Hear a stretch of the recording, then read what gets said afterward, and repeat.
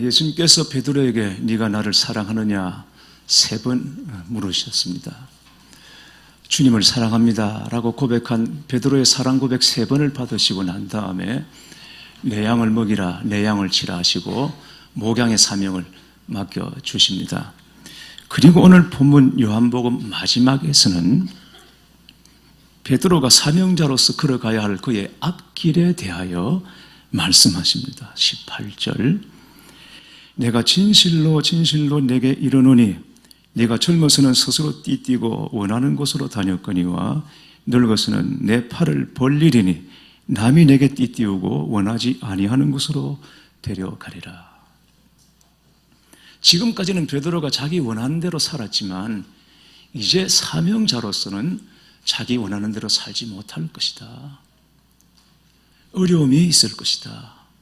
그리고 사명자의 길을 걷다가 결국은 순교하게 될 것이다 라고 주님께서 말씀하십니다. 내 팔을 벌리리니 무슨 의미겠습니까? 베드로가 십자가 죽음을 맞이하게 될 것을 예언하시는 것입니다. 하지만 베드로의 죽음은 비참한 죽음이 아니라 하나님께 영광이 되는 죽음이 될 것이라고 주님 말씀하십니다. 그러나 베드로는 주님의 그 말씀이 감격스럽지 않았던 것 같습니다. 주님께서 이 말씀을 하실 때 베드로는 순간적으로 요한을 바라보며 주님, 이 사람은 어떻게 되겠사옵나이까? 라고 합니다. 예수님께서는 베드로의 앞날에 대하여 말씀하시는데 베드로는 어째서 딴 사람 이야기를 하고 있는 것이겠습니까? 여기서 우리는 주님보다는 사람을 더 의식하고 있는 베드로의 모습을 보게 됩니다. 예수님께서 십자가의 길을 가실 때 제자들이 다 도망가고 흩어질 것에 대해서 말씀하셨죠. 그때 베드로는 말하기를 다 버릴지라도 나는 그렇지 않겠나이다 라고 말했습니다. 그냥 주님 저는 안 버릴게요. 그랬어도 될 텐데, 그렇게 말했어도 될 텐데 다 버려도, 이 사람은 버려도 요한은 버려도 안드레는 버려도 나는 안 버립니다 라고 말했습니다. 베드로는 특히 요한에 대하여 꽤 신경이 쓰였던 것 같습니다. 자신은 예수님을 부인하고 도망갔지만 요한은 끝까지 주님을 따랐습니다. 재판정에도 갔고 예수님께서 십자가에 못 박히시는 순간에도 예수님이 어머니 마리아를 모시고 현장에서 그 광경을 끝까지 지켜보았습니다. 요한은 예수님께서 돌아가시는 순간까지 십자가 밑에서 예수님을 지켜본 제자였습니다. 요한과 비교해 볼 때 베드로는 자신이 너무 초라하게 느껴졌습니다. 그래서 더 자신이 십자가에서 죽을 때 요한은 어떻게 되겠냐고 물었을지도 모릅니다. 제가 죽는다면 요한은 어떻게 되겠습니까? 그러자 예수님께서는 좀 매몰차고 매정하다 싶을 정도로 말씀하십니다. 내가 올 때까지 그를 머물게 하고자 할지라도 내게 무슨 상관이냐? 너는 나를 따르라. 이 말씀이 나중에 제자들 사이에 오해를 불러일으켰습니다. 요한은 예수님 오실 때까지 안 죽는다고 하더라. 이런 소문이 퍼졌습니다. 이런 오해가 생길 정도로 예수님께서 격하게 말씀하신 것입니다. 여러분, 무엇이 문제였습니까? 다른 사람과 자기를 비교하는 이 비교의식이 문제였습니다.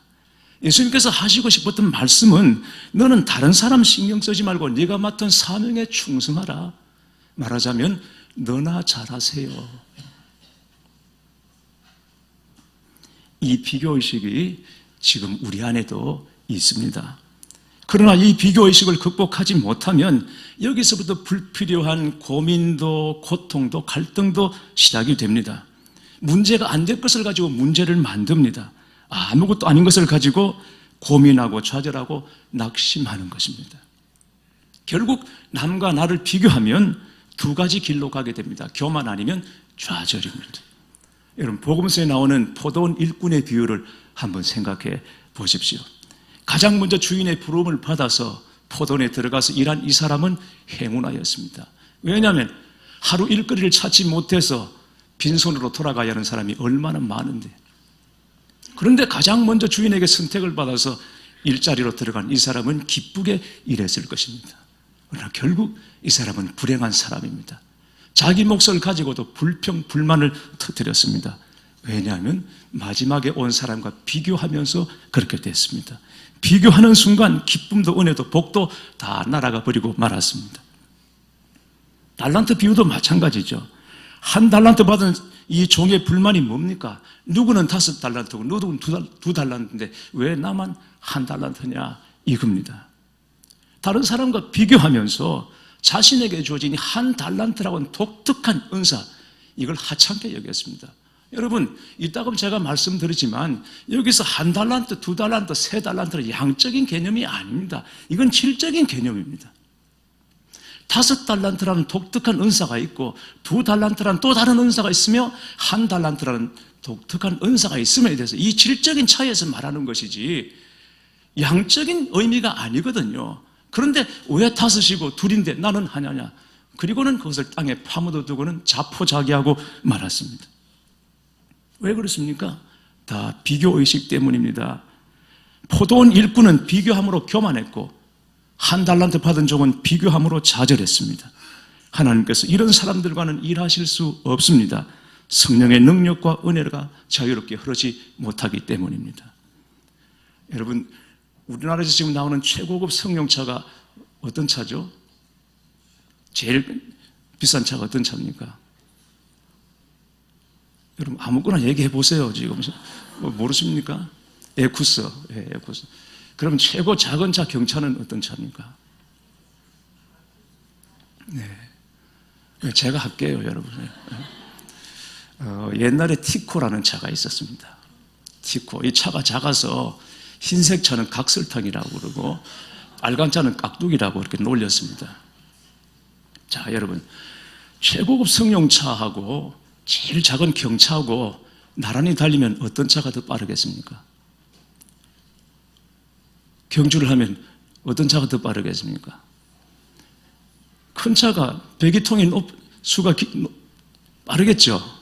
그런데 여러분 아닙니다. 티쿠하고 에쿠스하고 달리면 티쿠가 훨씬 빠릅니다. 이유가 뭔지 아십니까? 애들 말에 의하면 쪽팔려서 그렇다는 거예요. 창피하니까 그냥 손살같이 내달리기 때문에 큰 차가 따라올 수 없다는 거예요. 이게 비교의식이거든요. 비교의식. 전남대 의대 이무석 교수님의 말에 따르면 사람들 안에 있는 분노의 심리는 내가 작아져 있기 때문이라고 말합니다. 내가 너무 작아져 있어. 많이 배웠다고 나를 무시하는구나. 네가 키 크다고 나를 무시하는 거야. 돈 좀 있다고 나 무시하는 거야. 이런 식의 생각이 분노를 증폭시킨다는 것입니다. 그러니까 그런 마음을 가지고 있으면 심리적으로 계속 당하고 사는 것입니다. 남들은 아무렇지도 않아요. 그런데 본인이 당하는 것이죠. 이럴 때는 작아지지 말자. 작아지지 말자. 스스로 격려해야 된다고 말합니다. 자기가 큰 사람이 되면 다른 사람을 품을 수 있습니다. 조카하고 삼촌하고는 여러분 이게 게임이 안 되지 않습니까? 조카가 버릇없이 굴고 무리하게 행해도 삼촌은 조카를 다 품습니다. 왜냐하면 사이즈가 다르니까, 크기가 다르니까 애가 그냥 버릇없이 해도 그냥 다 품는 것이죠. 그래서 분노의 해결책은 나를 크게 만드는. 그러나 큰 사람이 되기 위해서는 대단한 일을 성취하거나 많은 재산을 가지거나 명예를 가져야 하는 것이 아니라는 것입니다. 내가 나를 어떻게 생각하는가가 가장 중요하다고 합니다. 자신에 대한 자존감을 가지고 있어야 됩니다. 다른 사람의 평가에 관계없이 나는 세상에 하나밖에 없는 유일한 존재다. 소중한 존재라는 것. 물론 세상에는 탁월한 사람들이 있습니다. 그러나 세상에는 나만이 알 수 있는 내 몫이 있고 그 몫의 삶을 사는 것이 바로 나의 길인 것입니다. 하나님은 우리 각자에게 사명을 주셨습니다. 우리는 그 길을 따라야 합니다. 다른 사람의 사명과 자신을 비교하지 말아야 합니다. 비교하면, 경쟁하면 주님을 따르는 일에 조금도 도움이 되지 않습니다. 나보다 더 나를 잘 아시는 주님께서 각자에게 맞는 특별한 인생을 계획하시고 그리고 독특한 사명을 주셨음을 여러분 믿으시기를 바랍니다. 뒤돌아보고 곁눈질하고 그렇게 주님을 따를 수는 없습니다. 하나님이 주신 것을 꼭 붙잡고 살아가는 것이 제자의 길입니다. 집사님은 집사님대로 할 일이 있고, 권사님은 권사님대로 할 일이 있고, 장로님은 장로님대로 할 일이 있습니다. 각자 자신의 길에서 충성하면 되는 것입니다. 나는 잘 못해요. 나는 능력이 없어요. 힘이 없어요. 그럴 수 있겠지만, 그러나 여러분, 사명 감당의 척도는 성공이 아니라 충성이라는 것을 꼭 기억하시기 바랍니다. 하나님이 우리를 부르신 목적은 사역에 성공하는 것이 아니라 사명에 충성하는 것입니다. 이걸 꼭 기억하셔야 됩니다. 강원도 오지에서 개척교회를 하는 정태수 전도사님이라는 분이 있습니다. 이 전도사님이 그 강원도 산골에 전도를 하러 가면 손자를 시켜서 소금을 뿌리는 할머니 한 분이 계셨습니다. 그러나 전도자를 적지 않은 것은 이제 곧 구원이 가까웠다. 정 전도사님이 그렇게 믿고는 하루도 안 빠지고 그 집을 찾아갑니다. 마치 그 짝사랑하는 사람이 찾아가는 것처럼 소금을 뿌리면서 소금을 맞고도 매일 갑니다. 그렇게 전도사님이 할머니를 뵈러 간 지 6개월이 지난 후에 드디어 마루 위로 올라오라는 허락이 떨어졌습니다. 그리고 1년 후에 할머니가 병석에 누우셨는데 그때 처음 예배를 방 안에서 같이 드렸습니다. 노안이 깊어져서 말씀도 못하시게 된 할머니에게 전도사님은 죽음과 부활의 메시지를 전하고 이렇게 말했습니다. 예수님을 영접하시고 아멘 하고 싶으시면 제 손을 꽉 잡아주세요. 말씀을 못하시니까 할머니가 얼마나 꽉 쥐었던지 그 손을 놓을 수가 없었습니다. 며칠 뒤에 할머니는 돌아가셨고 그 후에 소금을 뿌리던 손자를 선두로 7남매가 모두 다 교회에 나왔다고 합니다. 여러분, 사명은 이런 것입니다. 끝까지 붙잡고 가는 것이 사명입니다.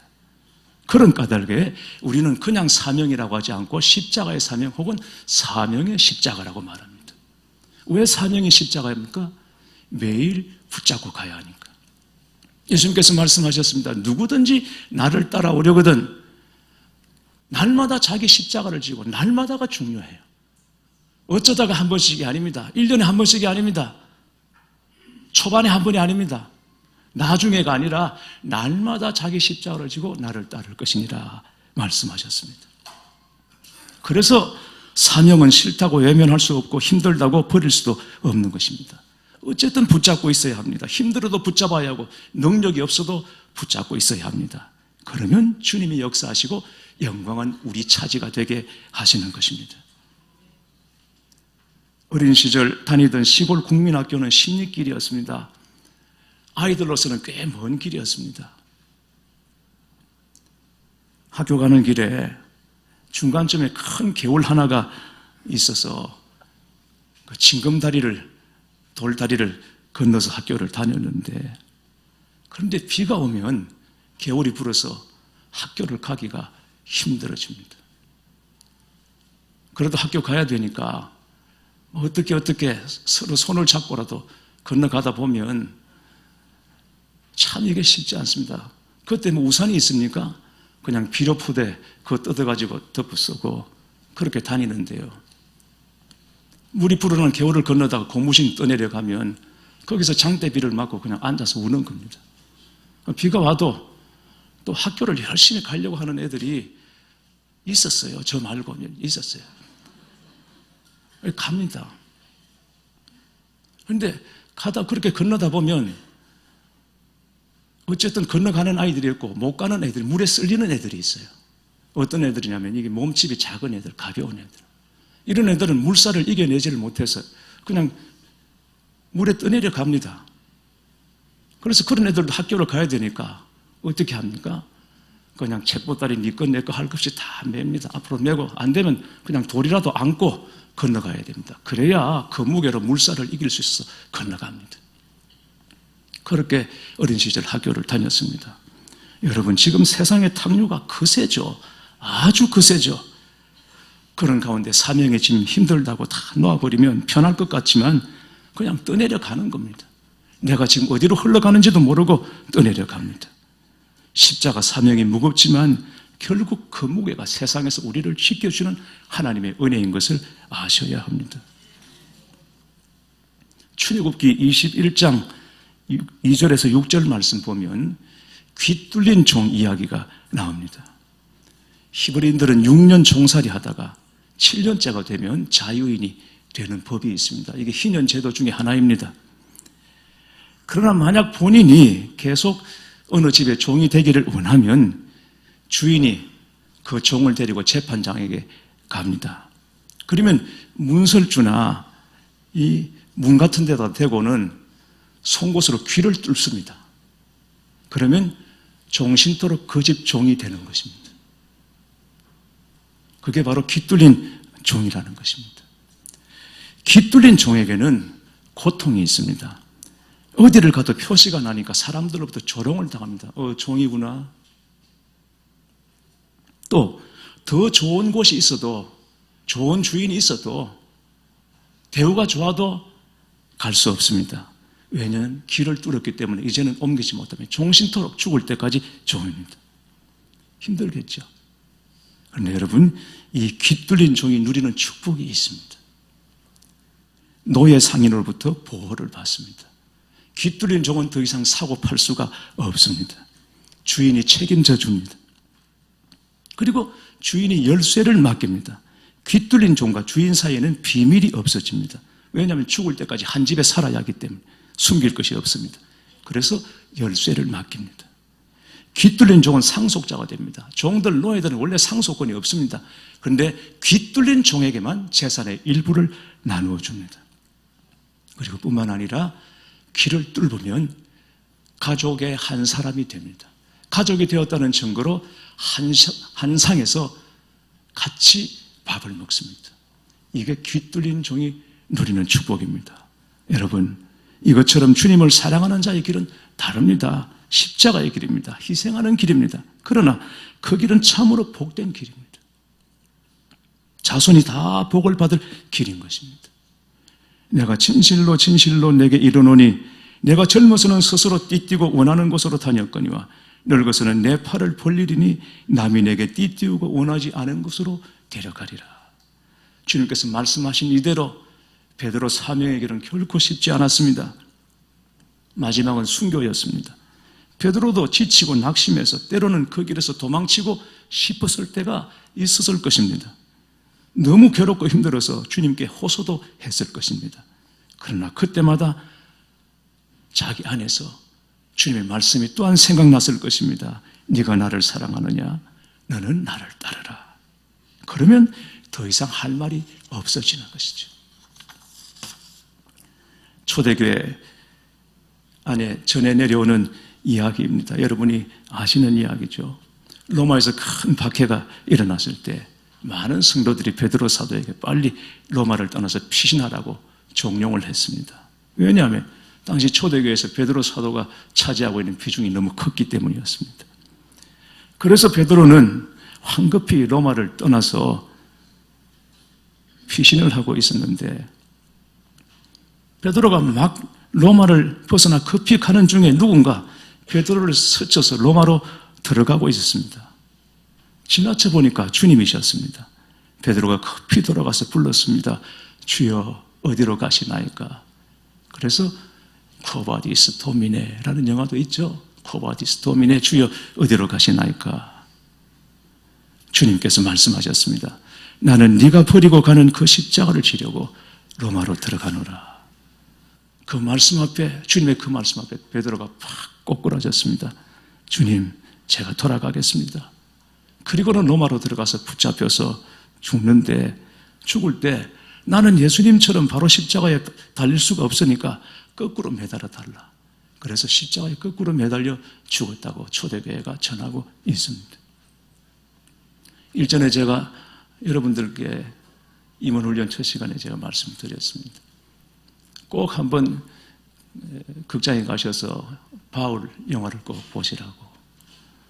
찾아보면 하루에 한 번은 합니다. 한번 여러분 꼭 시간을 내셔서 보시기를 권해드리고 싶습니다.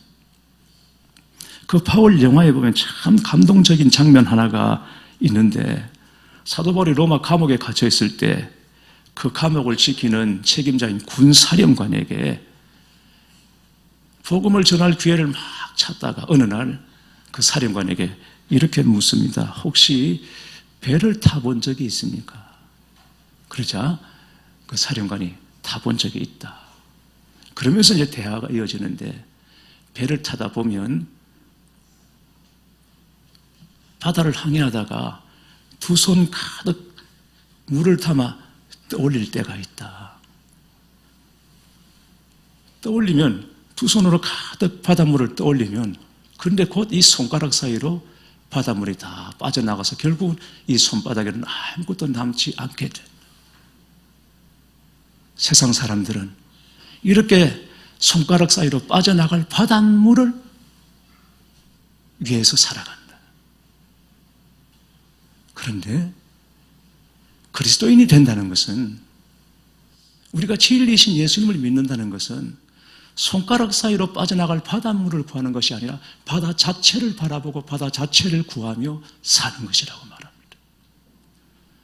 그 대사가 너무 감동적이고 가슴 벅찼습니다. 아, 그리스도인으로 산다고 하는 것은 이런 것이구나. 아무리 담아도 아무리 퍼도 곧 이내 빠져나가 버릴 이 손가락 사이의 물이 아니라 넘치지도 않고 줄어들지도 않고 언제나 그대로인 이 바다를 바라보며 바다를 구하며 살아가는 것이 바로 그리스도인의 삶이구나. 그 생각이, 그 말이, 그 대사가 저를 얼마나 가슴 벅차게 하고 얼마나 감격스럽게 했는지 몰라요.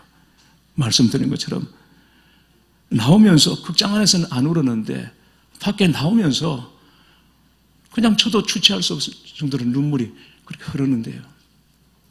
그냥 어두울 때 울었어야 되는 건데 밖에 밝은데 울으니까 이게 사람들이 자꾸 쳐다보고, 그런데 이 눈물을 멈출 수가 없어요. 바울이 너무 멋있어서, 그리고 그리스도인으로 산다는 것이 너무 감사해서, 우리가 구하는 것이 바로 이것이구나, 우리가 살아가는 목적이 바로 이것이구나. 그렇다면 예수님 주신 사명을 위해 사는 것은 더 얼마나 영광스러운 것이겠는가 생각하는 것입니다. 사랑하는 교회 여러분, 부디 주님의 음성을 들으시기를 바랍니다. 너는 나를 따르라. 이 부르심 앞에 여러분 다 응답하십시오. 네, 주님, 제가 주님을 따르겠습니다. 다른 거 보지 않고 비교하지 않고 핑계하지 않고 오직 주님만 따르겠습니다.